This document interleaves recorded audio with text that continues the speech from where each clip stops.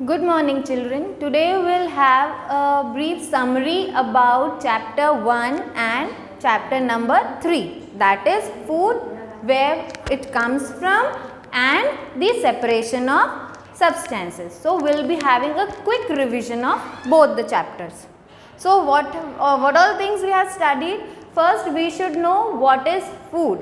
Food is what, students? It is the basic source of nutrient. We intake nutrient in the form of food. ठीक है? So कौन कौन से nutrients हो सकते हैं? It could be carbohydrate, protein, fat, vitamins, etc. Okay? Moving further, we have discussed about the ingredient. कि ingredients होते क्या हैं? तो all those materials which we use to prepare a dish, it is known as what, children? It is known as ingredient. For example, हमने सांभर का example लिया था कि सांभर के अंदर we use pulses, water, salt, oil and spices. ये सारी की सारी चीज़ें क्या हैं? All these are the ingredients to prepare the dal. Okay, I hope it is clear. Ingredients क्या होते हैं? Moving further, we have discussed about the various sources from which we can obtain the food. ठीक है? We can obtain the food from plants, we can obtain food from animals. ठीक है?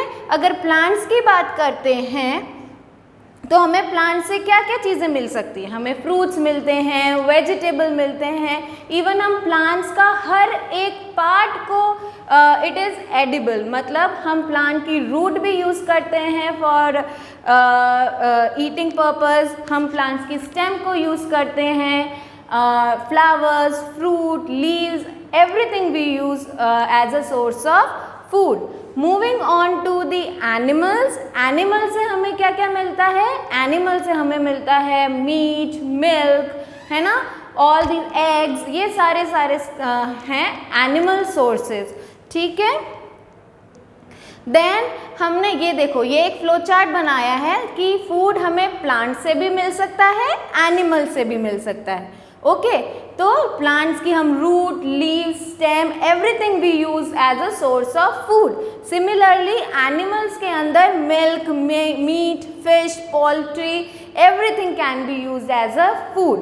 Now all those animals, now depending upon their food habits, animals की food habits पे depend करते हुए हमने इनको अलग अलग कैटेगरी में डिवाइड किया है. that is herbivores, carnivores and omnivores. herbivores कौन होते हैं? all those animals which depend only on plant, or I must say which use plants as the source of food. They all are the herbivores. Moving on to the carnivores. Carnivores क्या होते हैं? वो सारे animals जो depend करते हैं on the other animal for the food. They are the carnivores. And omnivores are the combination of both.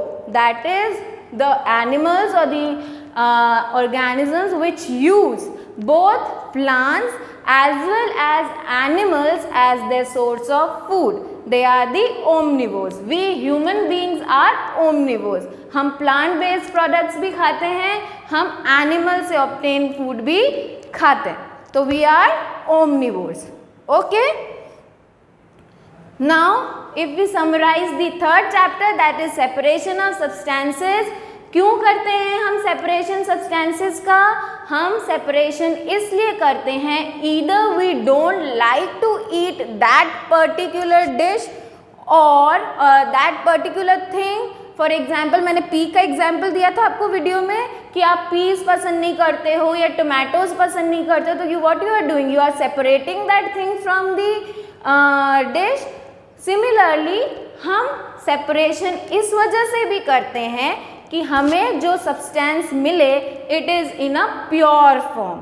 जैसे rice के अंदर से हम पेबल्स को सेपरेट करते हैं ना, मदर को यू हैव सीन. हम जब फ्लावर को सीव करते हैं तो जो ऊपर का पार्टिकल्स होते हैं वो हम सेपरेट करते हैं. तो these are we do separation, either we want something in a pure form और we don't like it. Okay? So in this chapter we have discussed various methods of separation. ठीक है, जिसके अंदर हमने hand picking की बात की थी. We have talked about winnowing, threshing and even we have talked about sieving. ठीक है, hand picking में क्या है? You are doing something manually using your hand. You are picking up something and throwing. This is the process of hand picking. Winnowing के अंदर क्या होता है? You are separating the husk from the grain with the help of wind. जब wind की help से आप grain और हस्क को सेपरेट करते हो, द प्रोसेस इज विनोइंग. उसी तरीके से threshing. Threshing is what? beating something on a hard surface. Again it is the process of separating grain from the chaff. But what do? You collect the stalk of that. For example, wheat का stalk collect करते हो and you beat it on a hard surface. उससे क्या होता है? grains separate out हो जाता है. उसी तरीके से sieving आप सबने देखा है. आप चाय को छानते हो या मदर को फ्लावर को, आटे को छानते हुए देखा है. That process is exactly the sieving. Okay, then we have talked about sedimentation, decantation and filtration. Sedimentation क्या होता है? मैंने बताया था, जैसे ही जो भी insoluble चीज़ें, हमने sand का example लिया था. जब आप उसको a glass filled with water, when you add sand to that water, तो क्या होगा? वो sand settle down हो जाएगा नीचे and the top portion will be the water. तो जो सैंड नीचे हो गया है, नीचे सेडिमेंट हो गया है, तो इसे हम सैंड को क्या बोलेंगे? It is the sediment and the process is what? Sedimentation.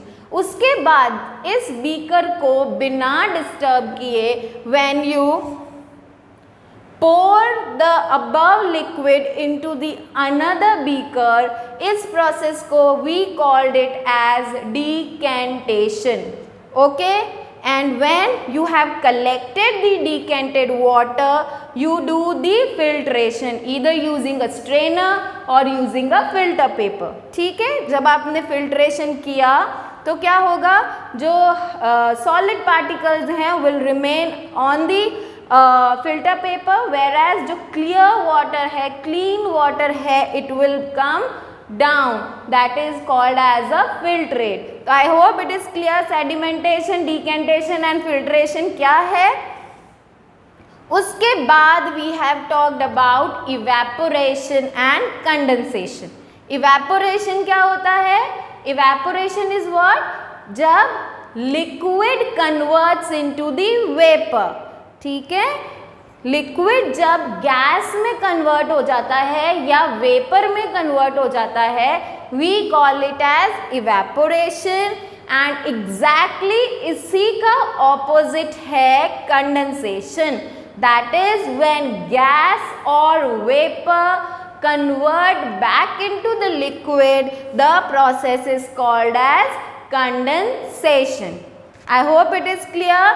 Evaporation का जस्ट ऑपोजिट होता है कंडेंसेशन. ओके, देन लास्ट में हमारा एक टॉपिक था सॉल्यूबिलिटी. सॉल्यूबिलिटी के अंदर we have discussed about soluble and insoluble substances. जो चीज़ें डाइल्यूट हो जाती है आपकी वाटर में, दे आर दी सॉल्यूबल, और जो डाइल्यूट नहीं हो पाती है, दे आर दी इनसॉल्यूबल. ठीक है, now solute is always added to the solvent. अगर हम यहाँ पर water का example लेते हैं, if we consider this as water and this solute as a sugar, तो sugar always get dissolved in the solvent. और जब solute को आप solvent में डालते हो, it makes a solution. यहाँ तक समझ में आया? सॉल्यूट को जब आपने सॉल्वेंट में डाला, it will make a solution. Okay, now हमने ये बात की थी कि सॉल्यूट क्या होता है? जो डिजॉल्व हो जाता है. Now what if, for example हम सॉल्यूट लेते हैं sugar, sugar get dissolve in water. ठीक है, now what if I add excess amount of sugar to this water और सॉल्वेंट. एक पॉइंट आएगा ना कि जब शुगर जो है वो डिजॉल्व होना बंद हो जाएगी, उस पॉइंट को हम बोलेंगे या उस तरीके के सॉल्यूशन को हम बोलेंगे saturated solution. What we will call it as? We will call it as saturated solution. Now how to dissolve this saturate solution? हम डिजोल्व कैसे कर सकते हैं? We have two ways. Either we can heat the saturate solution, हम उसको heating करके boiling करके उसको डिजोल्व कर सकते हैं, और we can simply stir it, हम उसको स्टर करके भी डिजोल्व कर सकते हैं. Okay, I hope it is clear. Solubility के अंदर यू शुड नो सॉल्यूट क्या है, सॉल्वेंट क्या है, एंड सोल्यूशन कैसे बनता है, that is solute plus solvent, and what are saturated solution. I hope now it is clear. Chapter number 1 and chapter number 3. Good luck for your first term exams.